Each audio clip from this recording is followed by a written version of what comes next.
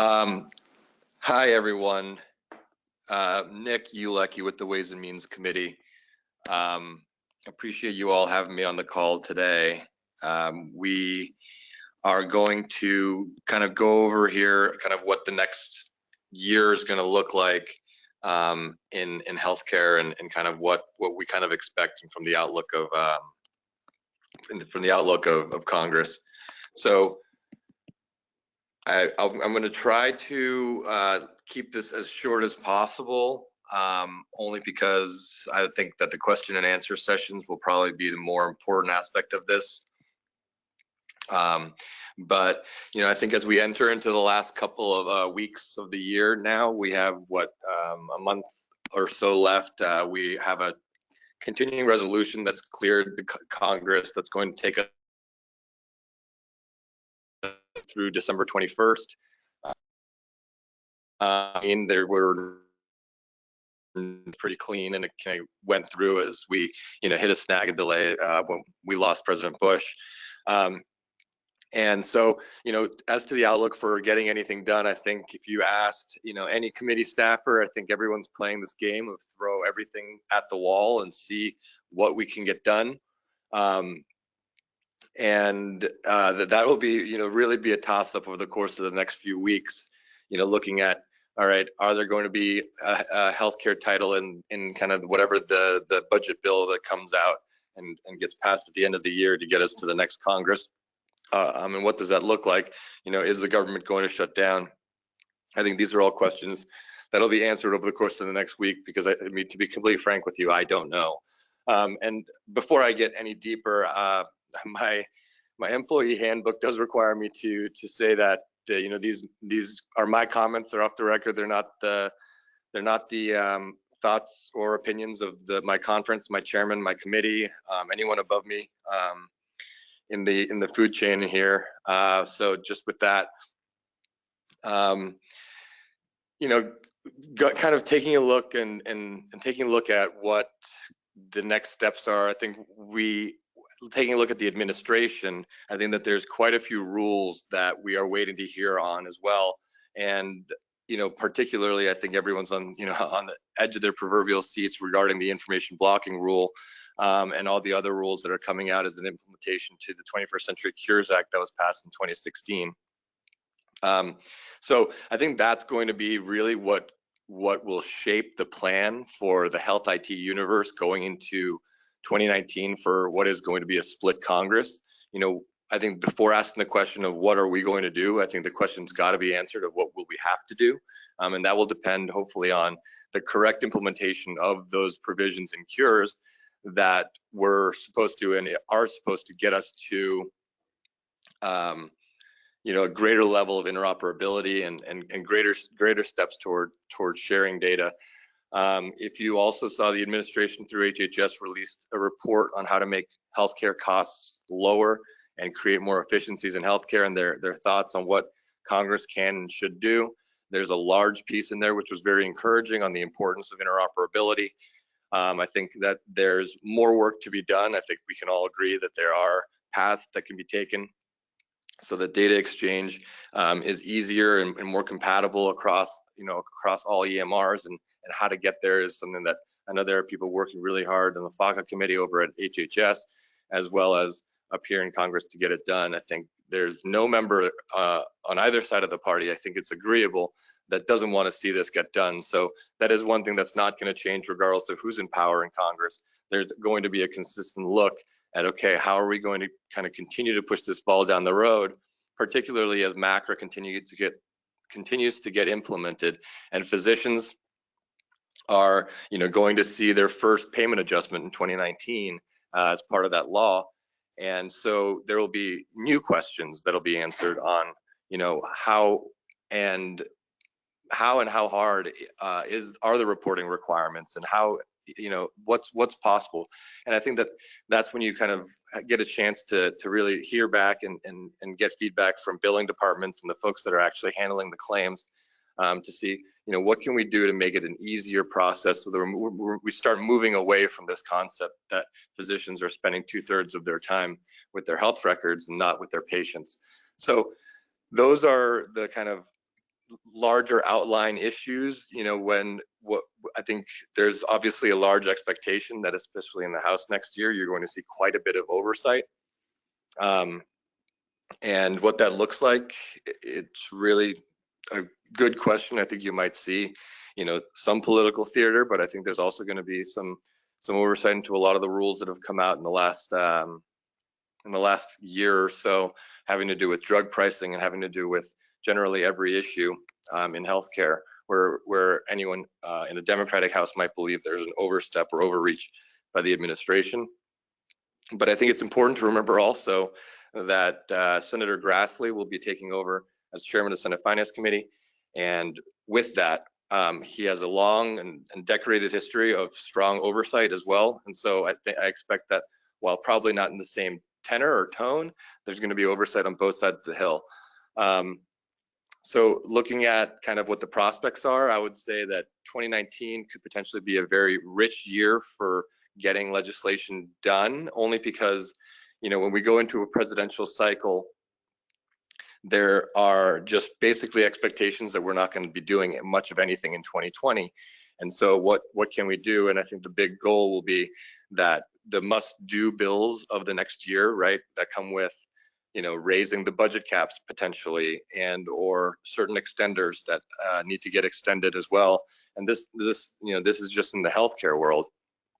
And there's also some must-pass packages that are outside of healthcare.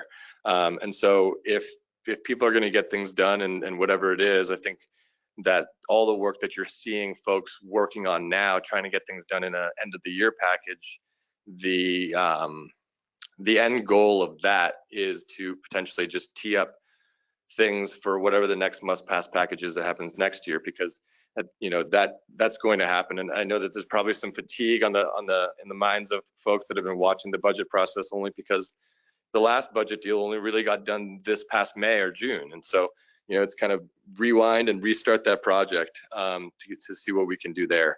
Outside of that, there really isn't a lot of strong update I can give anybody about, what the outlook is for the rest of this year. And I think, again, that is my shtick. And if anybody has questions, I think that would probably be the most productive way to do this. Thanks, Nick. And for those of you on the webinar, go ahead and start typing your questions into the GoToMeeting control box, and then I will be fielding them. Nick, just curious, what are you most excited about for the upcoming legislative year? I think mainly because of what we were able to get done in the budget deal that we passed this year with regards to telehealth and, the kind of expanded use of technology when it comes to healthcare and, particularly in Medicare Advantage and under accountable care organizations. And, just seeing kind of the implementation of those policies and trying to build upon them is probably what I'd be most excited about. I mean, I think there's a lot of old ideas and tired ideas, but what we saw in the last year, I think, especially particularly in caring for patients with chronic conditions, I think you saw that there are some new ideas that are starting to pop up that say, hey, let's look at this issue and try to fix it. I think there's quite a few bills that our members have introduced, particularly, Mr. Smith of Nebraska has introduced the RUSH Act, which, would allow for greater use of telehealth in skilled nursing facilities to try to prevent what is a really, kind of scary number, that is that 20% of all ambulance rides in the Medicare program are between the SNF and the ED. So I think looking forward to trying to fix those ideas, while also working on a larger kind of must-pass package is probably what I'd be most excited about. Great. We're also very excited about telehealth. We've got a telehealth work group here at WEDI, and they have a survey out right now. So it's just a plug for everybody to make sure you complete the telehealth work group survey. They're going to be creating some great educational material out of that survey. Question coming in: how do you see TEFCA evolving during 2019? I think that's a very good question. I don't know. I think the problem with answering that question is I'm still kind of waiting to see its evolution since we've started to see language out of the department. You know, I don't think there's a way for me to answer that, to be honestly, without just saying that there's like a lot of we'll sees. I mean, the hope is that we'll see some level of evolution that sees the framework being utilized. And I don't know what the FACA committee is going to come up with here as well that's going to kind of tie into it. There's just too many rules out there that are all kind of interlaced that we're kind of waiting to see where I would put my mind on that. I'm sorry, that's not a solid answer, but if whoever asked the question wants to follow up, I can probably give you something more solid. Thanks, Nick. Another one, do you anticipate any activity or hearings on prior authorization in 2019? I think that is a very good question. I think prior authorization and as part of our red tape relief initiative this year and last, you know, I think we came to see, and I think for all the physicians on the line, you know, for the longest time, meaningful use was the number one thing that people were concerned about. And when we brought in a bunch of doctors groups to come talk to us, you know, one of the physicians joked around but seemed pretty serious about it. It's like, you know, we didn't know that there would be another issue that the entire industry could agree on that would make us more upset than meaningful use in its prior authorization. And so, you know, I think you saw it in the letter, in a letter that Chairman Brady sent to the administration with Subcommittee Chairman Roscom, outlining that prior authorization must include the proper parameters that we ensure that patients are going to see access. Now, I think you've also seen some things come out of the administration on step therapy that I think we're going to have to take a really strong look at, Republican or Democrat, as to whether that's going to create issues or potential harm to patients. And so, in the long answer to a short question, I would anticipate that regardless of who's in power, that is an issue that's going to be looked at very hard because it's the top of mind for every single member who's spoken with any physician in the last year. Thanks, Nick. Next question. Do you have any insight on the future of the Improving Access to Behavioral Health Technology Act, in which providers would qualify for EHR incentive payments? I think I'm familiar with the bill you're talking about. It came pretty close to getting into the opioid package. I'll say that, you know, I think we were, you know, not a few dollars, but a few $1 million short in being able to pay for that. My understanding is that my colleagues on the other side of the aisle find this to be one of their top priorities when it comes to kind of next steps on the fight against mental behavioral health issues and the dearth of kind of reimbursement there is in that sector. So if I was a betting man, which I'm not, I would say that, you know, that's going to be one of the issues that's going to be discussed because it is a bipartisan one. And I think everyone can agree that the more we can expand access to telehealth, you know, I say this regularly and maybe I'll get in trouble for it one day, but you know, I think one of the biggest things that we could do today, just if we passed it today, would be to create some level of a 24-hour nursing hotline, particularly for folks that are suffering from mental health. I know that my friends that are in the emergency departments would sure say that their volume of patients that come in, you know, basically to talk to someone or issues with mental health could largely be helped to be able to stay at home and do that. So we want to be helpful with that, and I can say that that's bipartisan. We imagine we will be working on it. Thanks. And just talking a little bit more about telehealth, what do you think are the biggest barriers to telehealth in the United States? Well, I mean, obviously the originating site rules are the statutory problem. And I think that's something that, you know, hopefully all the stakeholders will come together, and I think we can try to go at that and try to get that, you know, get that fixed. But I mean, other than the statutory barriers, I think, you know, one of the problems that we do face is kind of this kind of misunderstanding of what telehealth is. I've heard in the last couple of days this interesting phrase from from a few of the doctors that practice in telehealth that telehealth is a modality. You know, it's something that doctors want to use as part of their kind of routine of care. And so, you know, I think that there's a misunderstanding of how great telehealth could be for almost every disease group, disease community. You know, we're working with the respiratory therapists on a telehealth bill right now.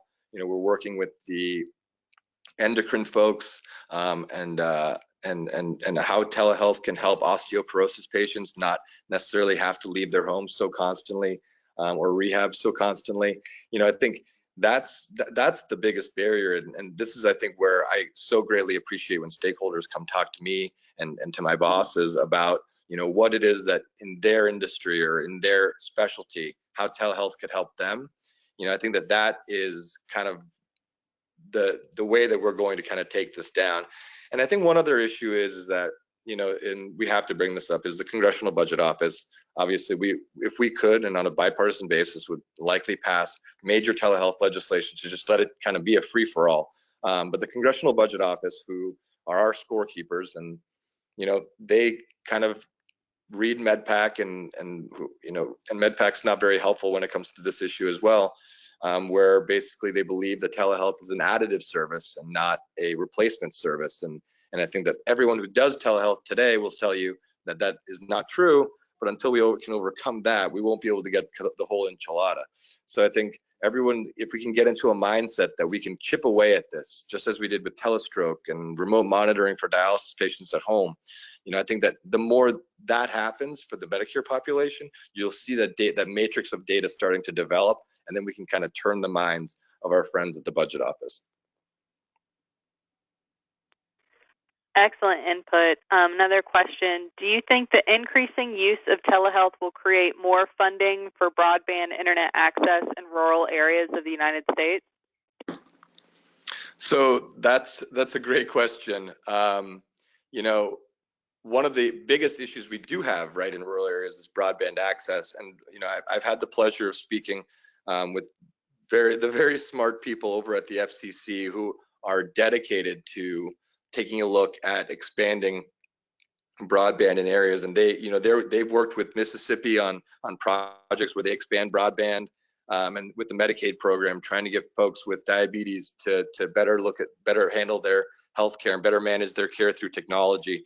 And so I think what you'll see there, and the FCC actually put out what is their version of like a request for information, a request for ideas and thoughts, a couple of months ago. And I continue to encourage everybody to weigh in with the FCC too, is that as a partnership of what we're able to do in Congress, what HHS is going to hopefully continue to build on what they did in the fee schedule, and working with the FCC is to say, okay, once we start building up telehealth, we have to also build the foundation, which is broadband.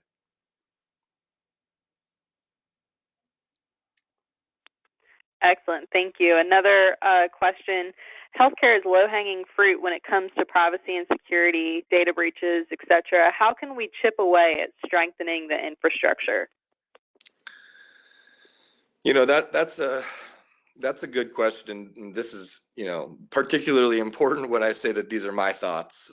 So, you know, the definition and conceptual understanding in our society of what is privacy and what's private, what's not private, you know, we live in a country, unfortunately, right, where I think the NSA got hacked, and I think they're the hackers, right? So, you know, what we can, I think, do is, the biggest thing that we need to do is make a cultural shift as to, you know, what is our protectionist beliefs over this concept of privacy, which, if anybody has a smartphone, you don't have much of it anyways.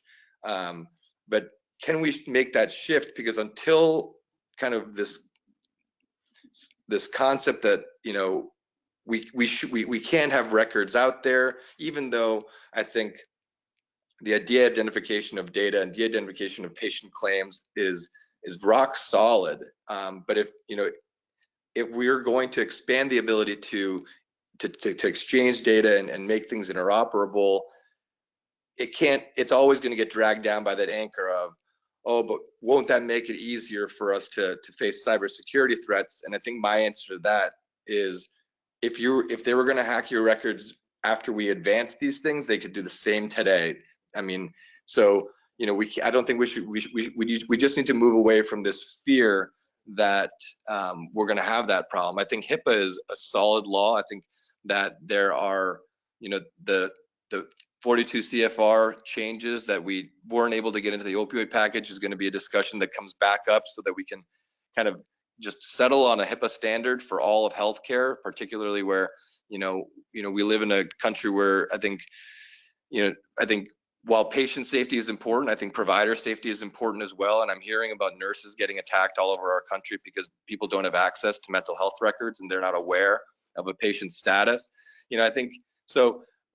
I think the biggest thing, and that's how you're going to get members of Congress across the finish line on issues on chipping away at anything, is let's move our cultural understanding of it. And I think from there we can say, okay, so if we're going to make data interoperable, then let's do it in the safest way. And there are technologies out there that can keep us as safe as possible. Again, in a world where the chief intelligence office in our country has been hacked, as well as the office, the places where we trust to keep our credit scores. So it's kind of take and give, or give and take.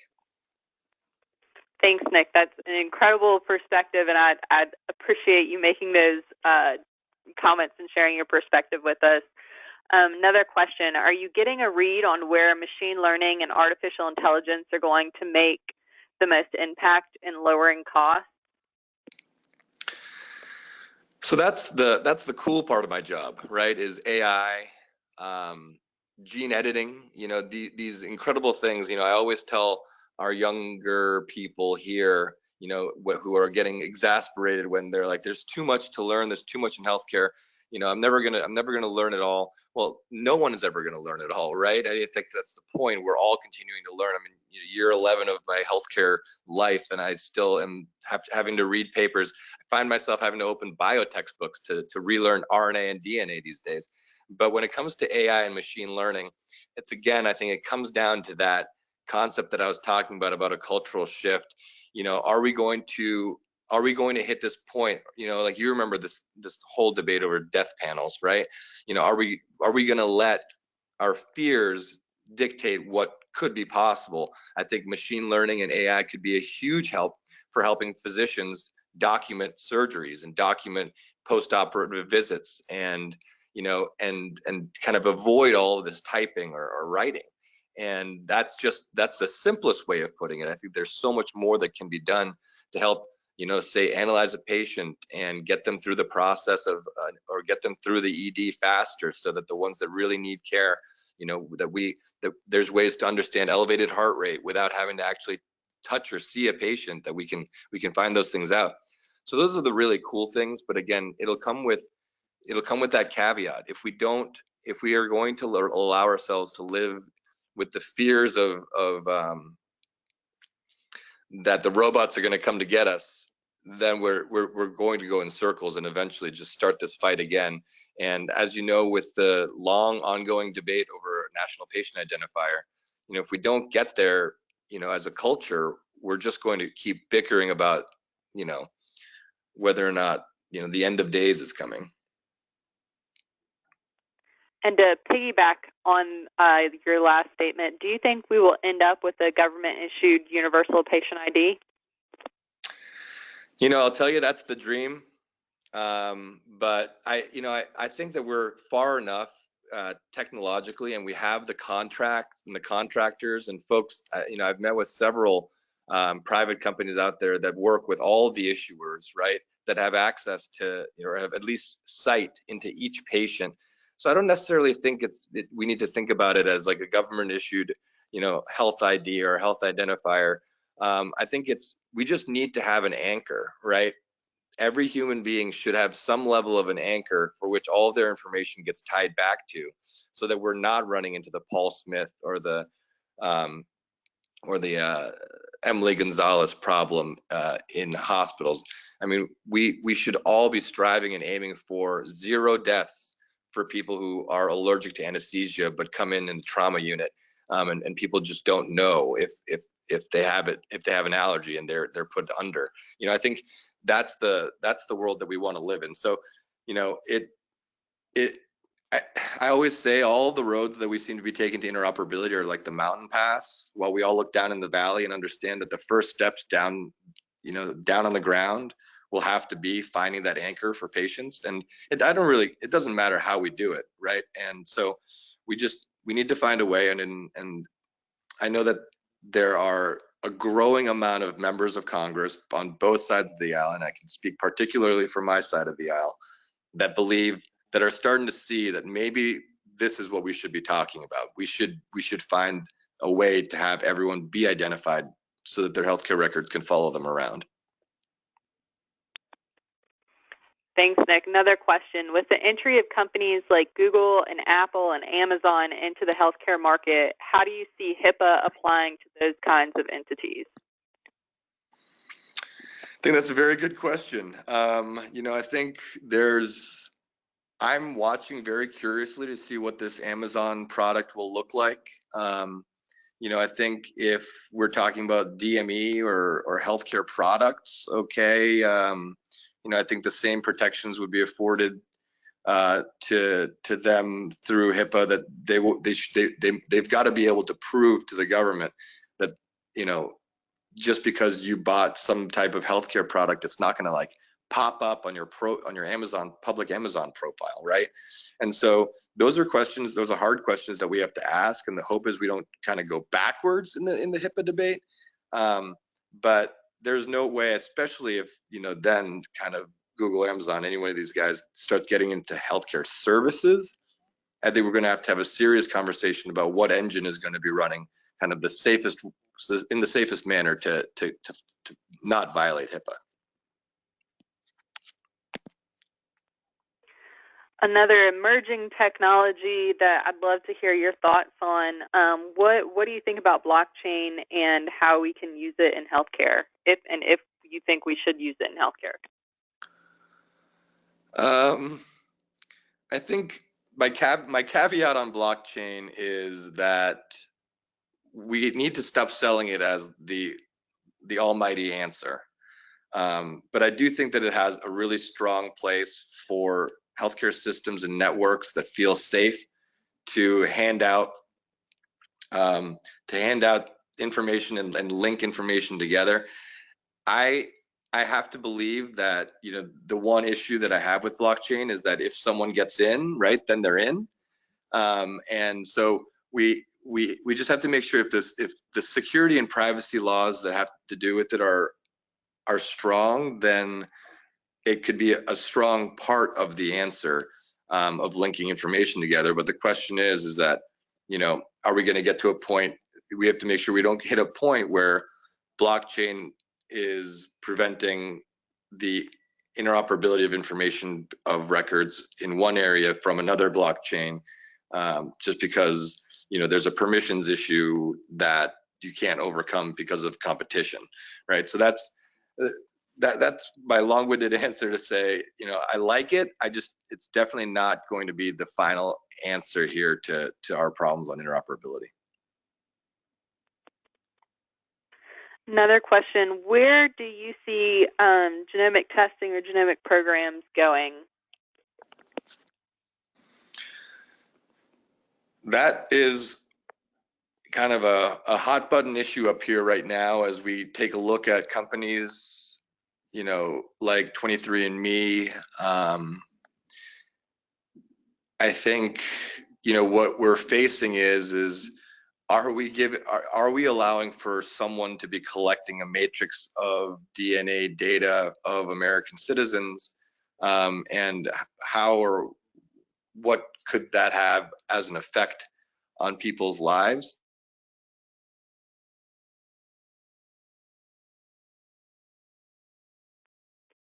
And you hit the nail on the head with the 23andMe. I was just thinking it was at Target the other day, and I was just like, wow, okay, at Target now, got it. Another question is, newer generations who are accustomed to doing everything electronically, faster and easier, and they're consuming healthcare much.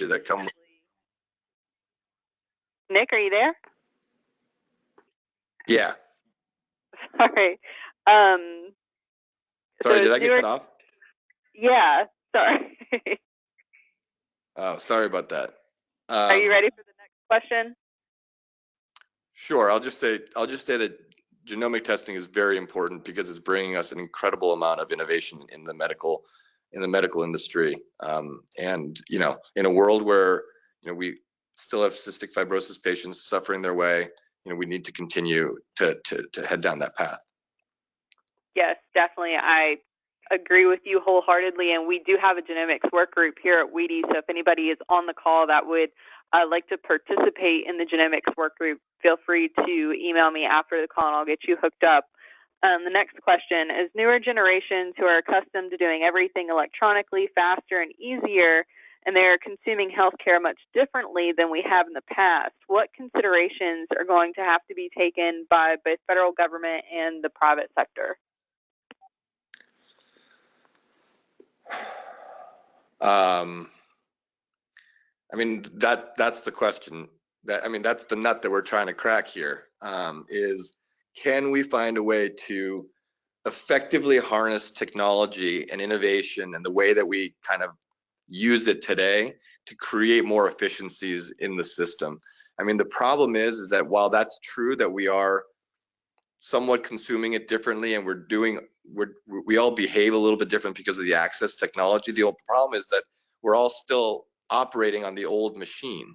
And the way that CMS and the way that Medicare bills and the way that the incentives are set up, until we take a look at those incentives and really grapple with the fact that 911 should not be being used as much as it is today, and there are other issues that we have in the program. We need to be able to harness those, and hopefully, and much like I saw with meaningful use, as I saw some of the younger generation physicians kind of coming on board a little bit more than we've seen in the past, especially when it comes to certain reporting requirements. I think there's just going to be a generational shift. But again, shift or not, nothing's going to change if we don't make some big changes to the way that the Medicare program is reimbursed.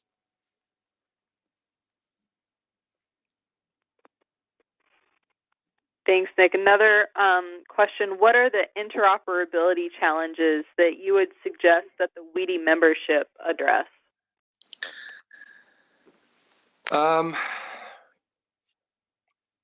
I think one of the things that, the answer comes with, again, awaiting this information blocking rule. I don't know what the post-cures universe looks like.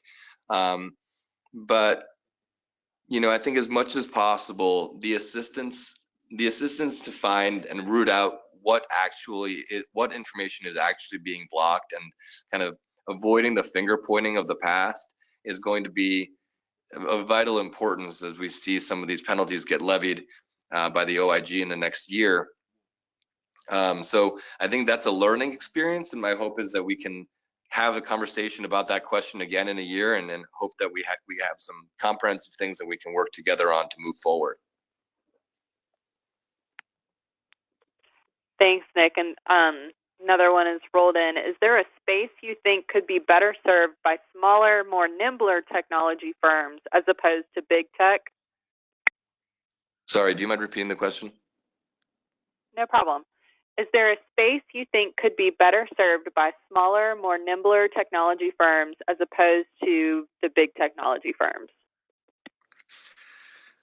I mean, I absolutely think so. One of the true delights that I get in my job here is to be able to go to the HIMSS conference every year for 3 days. And like a kid in a candy store, I get to meet hundreds and hundreds of people, and a lot of them are the small companies. But I think one of the sadder things that I do find that their email addresses suddenly go away at some point as they're absorbed by one of the larger folks. So I think that there's definitely a space for it. There's so many cool things that some of the smaller tech shops are doing. I just don't know, I guess, competition wise, I don't know what the viability of it is in a market, I think, where some of these big guys just absorb people and put them on the shelf. I think, I don't know, if I can't speak against my fundamental principles of capitalism, but it does disappoint me sometimes when I see some of these cooler ideas, not happening only because of the fact that it might interfere with a profit line from one of the big guys. Thanks, Nick. And as we are getting ready to wrap up the webinar, we've got, what do you have any other last thoughts or, a charge that you would like to leave us with as we head into 2019?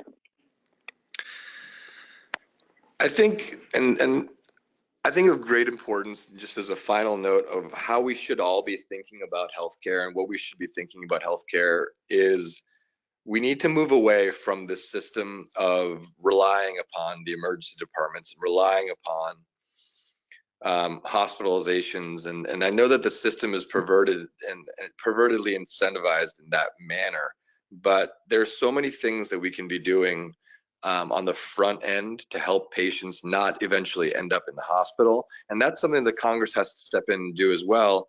And I think suggestions on where those areas are and I'm not trying to get into the political debate or preventative medicine or whatever it is, but I mean, the facts are just the facts. And I think there's a greater conversation happening about social determinants of health and how that's going to play into the kind of the next things that we're going to be discussing. And, you look at the healthcare world and you see kind of some of these kind of cool moves in the right direction, where, one of the things I don't understand is why Medicare, and I apologize to any of my friends that would want to revoke my conservative card here for this, but I'm talking as myself here, but the Medicare program doesn't pay for home modification. And yet we live in a world where falls is the top reason for head injury or for head trauma, and what top 5 reason for hospitalization in this country. And each one of those hospitalizations, particularly if we're talking about osteoporosis patients or the elderly and feeble, that hospitalization leads to a lengthy hospital stay, leads to rehab, and then the dollars start stacking up, and all because we live in a world where we don't think we should be putting in a shower bar. So I think there's a way to kind of talk and look at healthcare. There just needs to be, and I know that there's a lot of your members that we are, forward facing on these issues, and I greatly appreciate talking to you all. And I've had some great input from folks after the conference. When was it? Earlier this year. And so, I think just continued progress and thought into how technology and our ability to expand telehealth is going to help patients who want to receive their care at home. I think that's got to be the first principle, right? We need to make the home where healthcare can go to you if it's at all possible. And of course, I'm not talking about like surgeries or anything, but there's just a lot of unnecessary utilization that's happening just because we're still living under rules from 1965. That's great, Nick. Thank you so much for joining us today. We really appreciate it. And if we get any other questions that roll in, I'll make sure and email them to you. But thank you again for presenting today and joining us. And thank you to everybody that registered and attended today's webinar. We certainly appreciate it, and looking forward to next month's webinar and having a great 2019. Thank you, everybody. Thank you.